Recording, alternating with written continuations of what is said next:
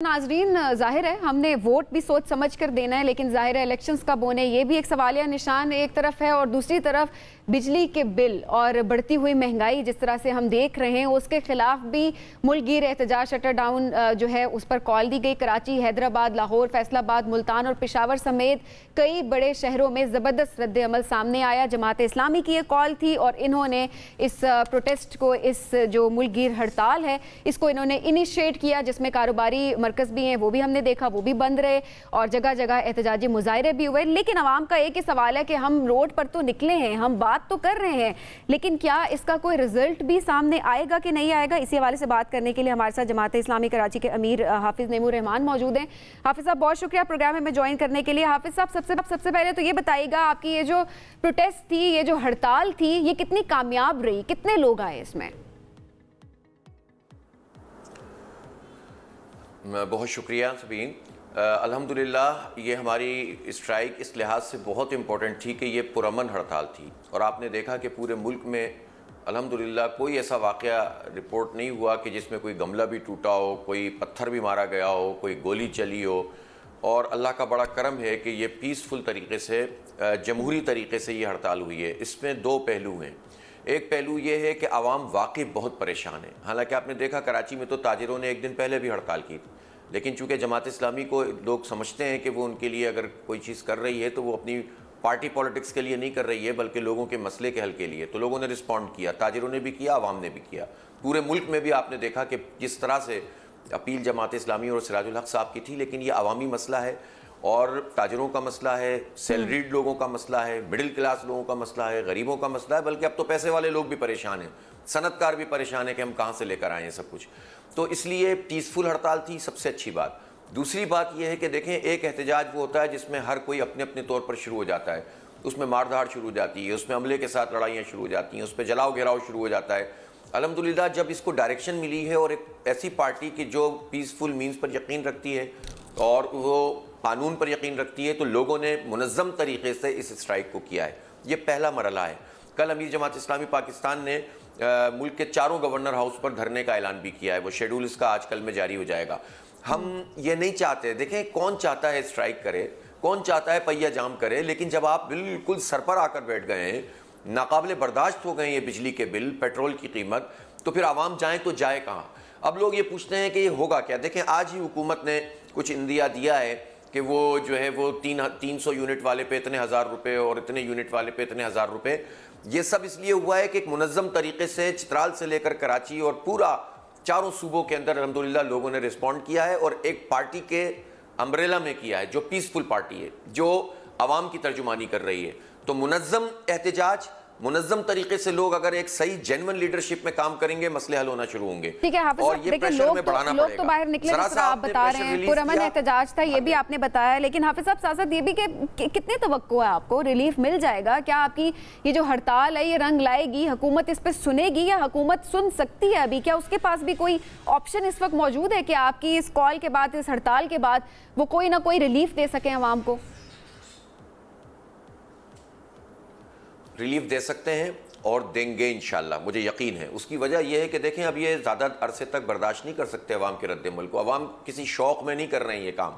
जब आप पीसफुल तरीके से चीज़ें नहीं मानेंगे तो फिर दोबारा से लोग अपने अपने तौर पर चीज़ें शुरू कर देंगे। इसलिए ख़ुद हुक्मरानों को समझना चाहिए। अब ये जो दूसरा सवाल है ना कि कर नहीं सकते, ये बिल्कुल गलत बात है। ये इसलिए कि आप शुरू तो करें कहीं से।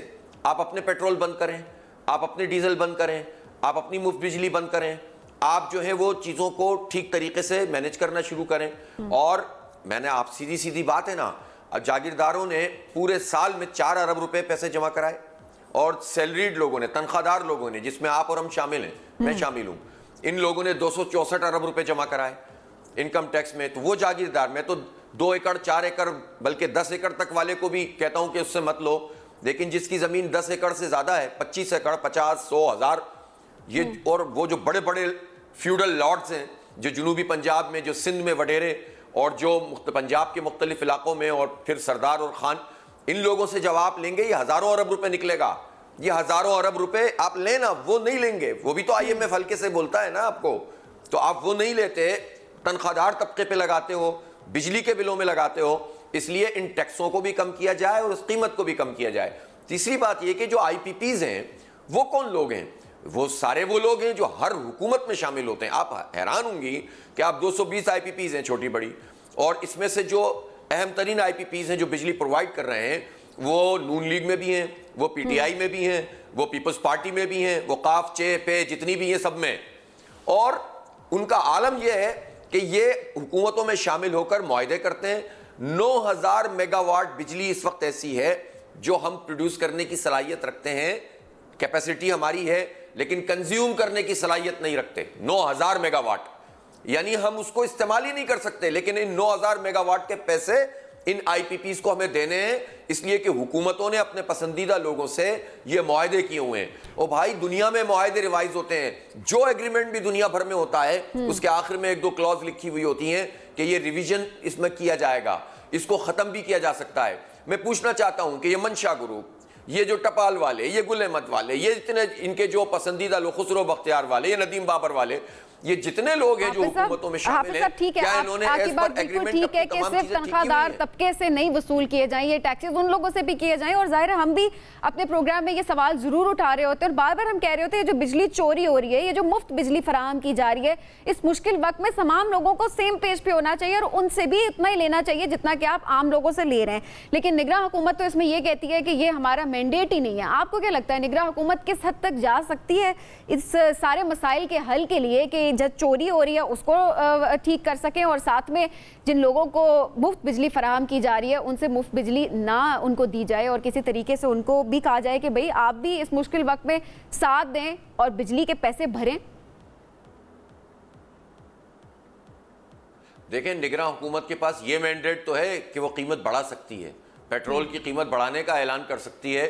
तो ये दुनिया में कौन सा कायदा कानून है कि जो पैसे बढ़ा सकते हैं तो कम नहीं कर सकते? ये झूठ और गलत बयानी से काम लेकर लोगों की आंखों में धूल नहीं झोंकनी चाहिए। ये जो 25-30 कानून, 50-60 कानून पास हुए थे जिसमें से आधे से ज्यादा सदर मुमलिकत ने भी साइन कर दिए थे, उसमें ये सब चीजें शामिल हैं। वो तो सदर साहब ने भी पास कर दिया था कि जिसमें निगरान हुकूमत को ये इख्तियार दिया गया था कि वो जो है वो कीमत बढ़ा सकते हैं। जब बढ़ा सकते हैं तो कम क्यों नहीं कर सकते? दुनिया में कभी ऐसा होता है? इसलिए ये बिल्कुल गलत बात है। और IMF जहां तक बात है, IMF तो एक अलग पूरा उन्वान है जिस पर अलग हम प्रोग्राम कर सकते हैं कि ये एक कोई इकोनॉमी का तो इदारा है नहीं, ये तो एक सियासी इदारा है, कब्जे का इदारा है। वरना फिर वजीर आजम जो बाइडन को क्यों फोन करते हैं IMF से लेने के? क्यों आर्मी चीफ बाइडन को फोन करते हैं? फिर आर्मी चीफ ना करें ना बाइडन को फोन। अगर IMF इतना ही जो है वो सिर्फ माशी इदारा है, ये सियासी इदारा है, ये तीसरी दुनिया के लोगों को गुलाम बनाने का इदारा है, ये हमारी पॉलिसियां तय करने का इदारा है। एक ओवर द टेबल बात होती है, टेबल पर जब बैठते हैं नेगोशिएशन, एक अंडर द टेबल बात होती है। तो हाफिज साहब जब ये मुआहिदा हो रहा था, जब नेगोशिएशन की बात हो रही थी, एक बड़ा लंबा टाइम था। जी हाफिज साहब, ये बड़ा एक लंबा टाइम था नेगोशिएशन जिस टाइम पे हो रही है। अभी आप कह रहे हैं कि ये कौन सा मुआशी इदारा है, ये तो एक सियासी इदारा है। उस टाइम पर आपकी जमात तो बाहर नहीं आई, उस टाइम तो ये बातें सामने नहीं। अब मुआहिदा हो गया है और अब इस वक्त अगर देखा जाए तो निगरान हुकूमत भी पाबंद है, वो बहुत सारी जो एग्रीमेंट्स हो चुके हैं उनकी वजह से। तो अब जाहिर है अब जाकर बोलना अब कोई फायदा है इसके बारे में? सबीन, जमात इस्लामी के अलावा बोलता कौन है? आपने देखा नहीं है? आपने अपने शोज ही निकाल कर देख लीजिए, जितने एहतजाज, जितनी बात, जितना हम मौक़िफ़ बयान करते हैं। अच्छा सर, एक आखिरी बात छोटी सी, वक्त हमारे पास क्योंकि काम है। जी वक्त हमारे मीडिया को इस्तेमाल करके एंकर, खास तौर पर बाज एंकरों ने IMF की फजीलत बयान करने के लिए इतने शो किए कि लोगों के दिलो दिमाग में बात बिठाई कि इसके बगैर तो हम मर जाएंगे। दुनिया में कहीं ऐसा नहीं हुआ कि IMF के बगैर आप मर गए हों। और आप देखें, अच्छा चले सर, ये अब एक और डिबेट है, जाहिर है आपको डिफॉल्ट नहीं करने देते। ठीक है सर, ये एक अलग डिबेट भी है, जाहिर है, क्योंकि उस टाइम भी किसी ने कोई और तजवीज़ रिवाइज कर सकते ना, ये तो IMF ने नहीं कहा। ठीक है हाफिज साहब, एक छोटी सी बात आ रहा है, आवाम भी जानना चाहती है आपसे। वक्त हमारे पास क्योंकि बहुत कम है। बिजली की कीमतें अब भी अगर कम ना की गई, आप पर उम्मीद तो है, जिस तरह आपने शुरू में भी कहा कि निगरान हुकूमत रिलीफ प्रोवाइड करेगी, अगर ना किया तो अगला लाएअमल क्या होगा जमात इस्लामी का?